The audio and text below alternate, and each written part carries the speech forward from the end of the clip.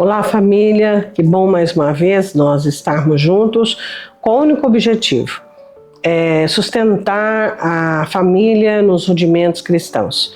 Nós precisamos aprender, termos o coração ensinável para recebermos da parte de Deus os rudimentos necessários para que possamos andar conforme diz a Escritura.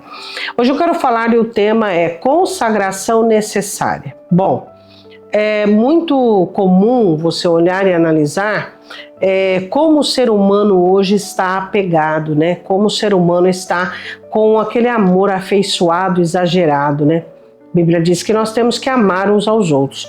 Mas o amor desordenado, a afeição desordenada, é aquela afeição que não é um amor genuíno.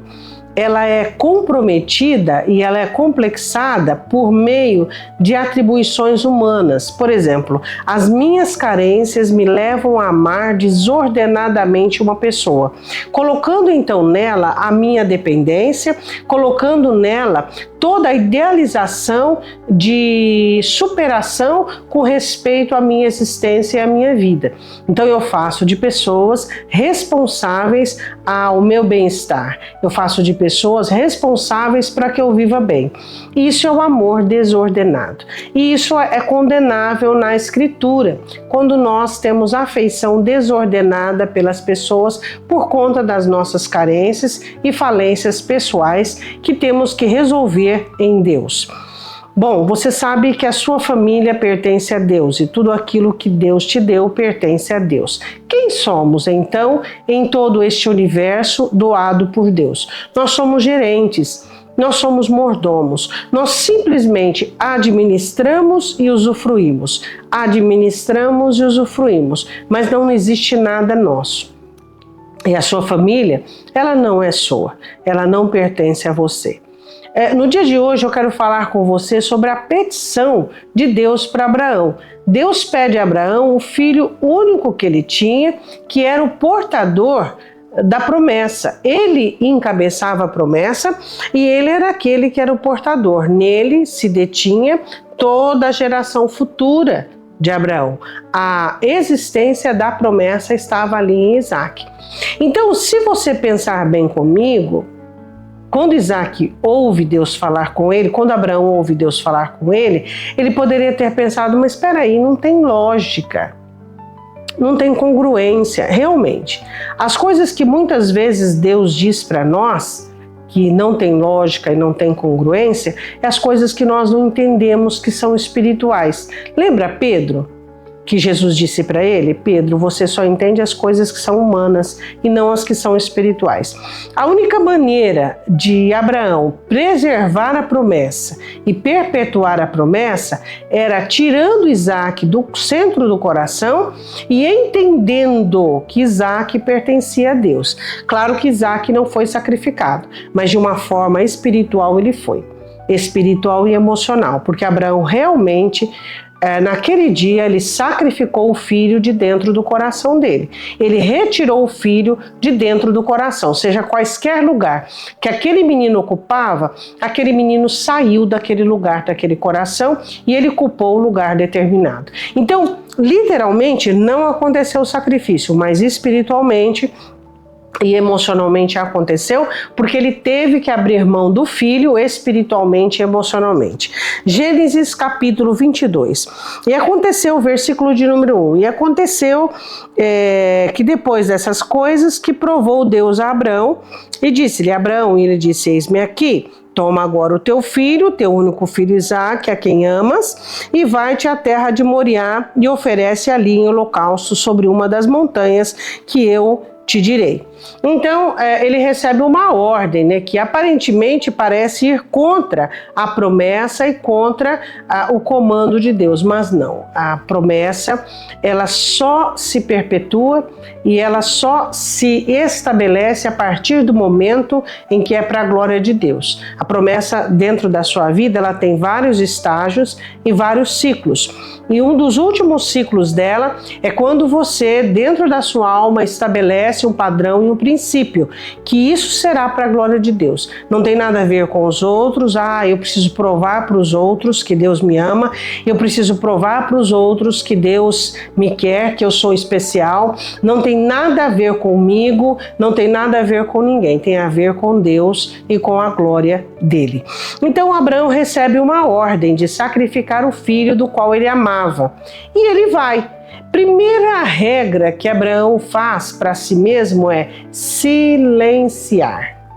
O que ele faz? Ele não conta para os servos, ele não conta para a esposa e nem mesmo para Isaac. Por quê?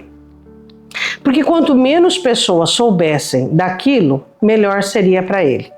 E mais fácil ele conseguiria realizar a vontade de Deus. Você sabe por que muitas pessoas elas estão atrasadas naquilo que Deus tem para elas? Seus negócios embaraçados, sua vida embaraçada, porque todo mundo sabe, parece o jornal da sociedade, todo mundo sabe o quanto ele está sofrendo, o quanto está difícil, o quanto de embaraço, o quanto. E aí o que acontece? Aí que as coisas embaraçam e não conseguem eclodir. Elas não conseguem ter uma viabilização assertiva. Então deixa eu dizer uma coisa para você, silencie sua vida. Aprenda como Abraão, ele não contou para ninguém. Segundo princípio que ele usou, versículo de número 8 de Gênesis 22. No versículo 3, ele se levanta de madrugada e não fala para ninguém. No versículo 8, quando o menino pergunta para ele, pai, aqui está a lenha, aqui está o fogo, o cutelo, mas cadê o sacrifício? Ele diz assim, Deus proverá para si o cordeiro, versículo 8, para o holocausto, meu filho. E assim continuaram caminhando juntos. Ele não deu explicação para o filho, ele simplesmente disse, Deus vai prover para si. Hoje é fácil, né, nós usarmos essa expressão, Deus proverá, Deus proverá. Só que na época, Abraão tirou isso de onde? De onde ele tirou essa frase? Que hoje é tão usada por nós e perpetuou-se, né? Está sendo usada desde então. De onde está sendo? De onde saiu isso? Deus proverá para si. Porque ele sabia da autonomia e da soberania de Deus. E ele sabia o que ia acontecer, ele não ia contar para o filho. E ele sabia, diz Hebreus, que Deus podia ressuscitar o filho das cinzas. Então ele diz, Deus proverá, ou seja, Deus é Senhor de tudo. Ele é Senhor de tudo e de todas as coisas. Então chegaram ao lugar e ele foi ali e edificou um altar. Deixa eu dizer, existe um altar dentro da sua casa e dentro da sua família que você vai sacrificar os seus Isaques? Como assim, pastora? Deixa eu falar de sacrifícios. Sacrificar Isaac significa isso aqui, ó. Deixa eu ler para você. Mateus capítulo 10, versículo de número 37.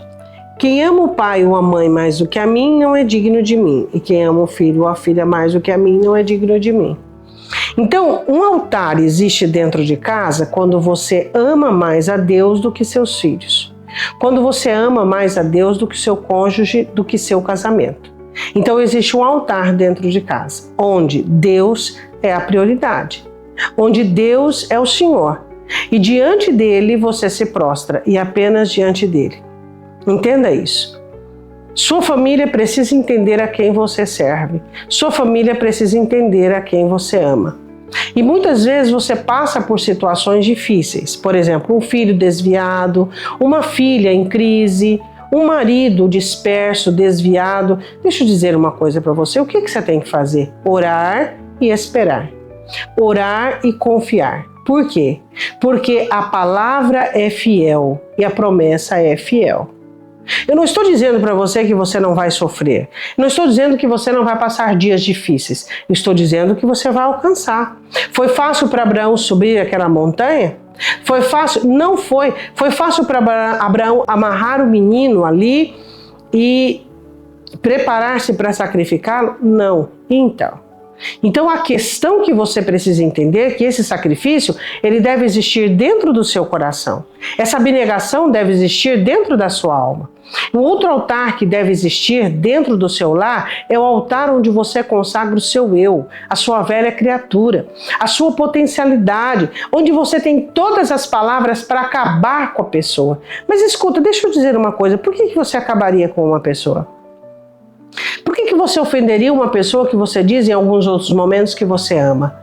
Então nós não podemos ser tão contraditórios assim, uma hora trabalhar com Deus e outra hora trabalhar para Satanás. Nós precisamos entender a quem servimos. E a Bíblia diz assim que Deus olha para Abraão, no capítulo 22, versículo de número 16. Por mim jurei, diz o Senhor, porquanto fizeste essa ação e não me negastes o teu filho, o teu único filho. Então, a prioridade, qual é o lar que Deus quer engrandecer o reino dele? O lar onde ele é glorificado, o lar onde ele é prioridade, o lar aonde realmente ele tem o primado. Amém? Vamos orar? Pai, neste dia nós queremos apresentar os lares diante do Senhor. Lares que estão passando por dificuldades, Deus, de entendimento. Lares onde precisa existir um altar onde morra o eu, a velha criatura. Um altar onde morra os apegos, os amores exacerbados, Deus. Senhor, nós te pedimos, salve as famílias, salve os lares. Faça com que eles eliminem padrões, costumes e hábitos destrutivos e eles olhem para a tua escritura e para a tua palavra e eles comecem a caminhar segundo a tua palavra, Pai. Eu te peço em nome do Senhor Jesus. Amém? Até o próximo devocional e eu espero por você.